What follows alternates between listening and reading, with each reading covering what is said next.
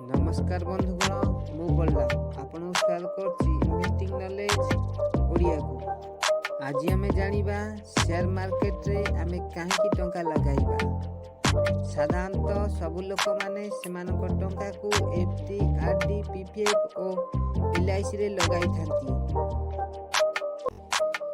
किंतु FD RD PPF और LIC आमको 6 रु 9.5% पर्यंत सुध देइथांती। से हिसाब रे देखिबाकू गले आम टंका प्रति 12 वर्ष रु 7.5 वर्ष रे डबल हुए।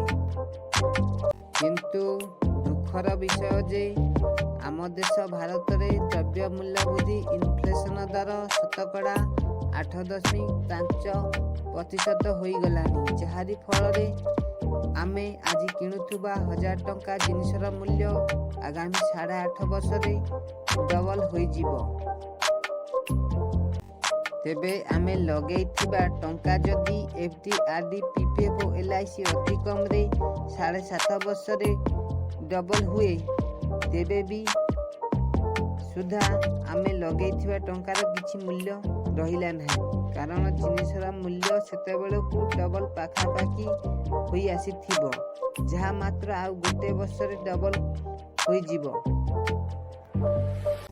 तेबे आपण निजे कहंतु जे जदि आपण लक्ष टंका जेकोसी एफडी आरडी पीपीएफ और एलआईसी रे लगेइले और पाइला बेला को 7.5 वर्ष परे 2 लाख टंका पाइले, किंतु सेतेबेले को आपणक टंका